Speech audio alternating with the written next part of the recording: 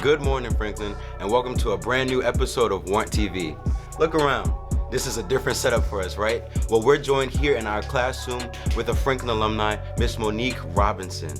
Miss Monique Robinson is a meteorologist for WWAY, and I'm going to have her talk to you a little bit about her journey and a little bit about her story going from Franklin to the world. Miss Monique Robinson, welcome. Hi, I'm happy to be here. It's so different. It's different, right? So can you kind of tell us where, what year did you graduate, and, were you in the Aspects program, were you on TV, or did you know Mr. Penix by acquaintance, or? A combination of all those. So I graduated in 2013. I did WWAY-TV. I did Aspects 1, Aspects 2, WWAY-TV, got to host WWAY-TV. I want to ask you, yesterday, May 1st, was Decision Day, National Decision Day. Where did you decide to go to college, and what impact did Mr. Penix or the Aspects program have on your decision for college? Yeah, when I left here, I was like, I'm going to be a journalist. I loved hosting WWAY-TV, and so I said, when I go to college, I'm going to definitely be a journalist. So I was looking for colleges that have great journalism programs, and so University of Maryland was one of those. And so when I got to college, I was like, I want to be a journalist, and, because I'm excited. I like to shoot the stories the same way that you guys do here. I like to put stuff together, editing and all that. And then I got to college, and I hated it. Like, I literally hated it. I hated, having to come up with ideas. It was so hard to come up with ideas to do stories. And even I had a teacher that was nothing like Mr. Penix. I mean, when I tell you Mr. Penix is one of those teachers that are so rare, when you get to college, you get so many different backgrounds mixed in. And so I had a teacher who literally said to me, I see no potential in your work. Like, literally, he said those words to me. And I said, I don't want to do this anymore then. Like, I have no one around me that can really encourage me like that, and I don't even see the passion there. I don't even want to do it anymore. But I'm sure that was fuel. To some degree, but it was just so hard to find it. And so I had took this random weather course. It was like a weather and climate. You know how you take electives in high school, and so took an elective in college. And so when I took it, I was like, wait, maybe I can incorporate the two. And so I took the weather and climate course. I said, well, maybe let me just join the major. Although it wasn't just join the major. I mean, for meteorology, you have to take Physics 1, 2, 3, Calc 1, 2, 3. I have to take biology. I have to take chemistry. I take so many science courses. So, it wasn't just take it. Literally, I would be in the morning going and shooting a story, in the afternoon going to physics lecture. It was nothing that anybody could compare to, but I needed to be busy, and that's what was the best thing for me. So that sort of transformed my way back to journalism. So where is WWAY? In Wilmington, North Carolina. North Carolina. Yeah, I'm actually just making my way down the East Coast. Started in Jersey, then went to Maryland. Now I'm in North Carolina, right by the beach though.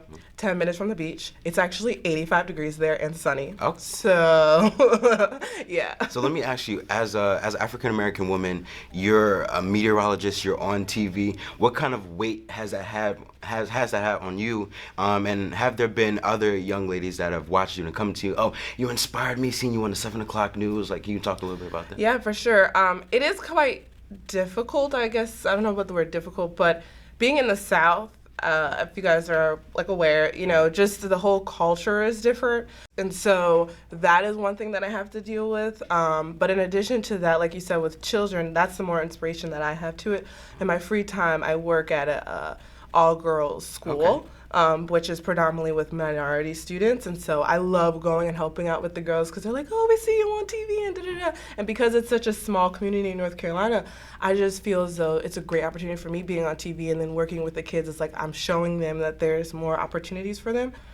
So you're literally making waves. You're making space for other people. So can you kind of talk about what gems you've picked up along the way coming from Franklin High School? How did Franklin High School specifically prepare you for being an African American woman in the South, being a space maker, so to speak?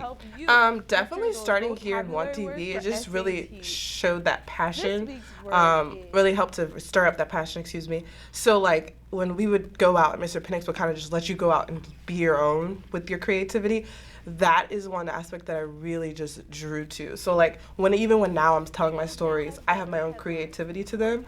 And so the way we may tell the same story, but the way you may tell and the way I may tell it are completely different. But because Mr. Penix sort of pushed that sort of idea of go with your own creativity, that is what really started my pathway. And then from there in college, I kind of learned a little bit more of the structure. And even in meteorology, I'm able to understand my science behind it. So, is there a little bit part of your story you would like to share that you haven't already before we wrap up? I would definitely say that if you have any sort of vision and ideas, just run with it. When I was in college, because like I said, I did journalism and meteorology, there was no real actual program that focused on the two, so I kind of had to like make my own program with it. So when it first started and I had no one with a green screen, no one with the opportunity for me to practice, I literally went to Joann's, similar to Michael's. I went to Joann's, got a little green cloth, put it up in my apartment kitchen in my dorm, and so I started just practicing doing the weather in front of it was terrible. I mean, you hear the fridge in the background, like it was really bad. The audio was terrible. The lighting was just trash, but it was the start of something. And so that idea started a series of just vision and ideas that I did. From there, I started the first broadcast meteorology program at University of Maryland. And then from there, now I'm doing it in front of a real TV screen with people who run cameras. So, I mean, whenever you just have an idea, just see where it goes. Wow, I'm excited. Okay, Franklin, you heard it here first. Miss Monique Robinson. She told you a little bit of her story. She told you a little bit of her journey. So how can you apply some of what she's taught you today to your actual life? I'll see you in Hall of Sprinklings. I'm Jiraiya, aka Mr. Announcements. Check you on the flip side.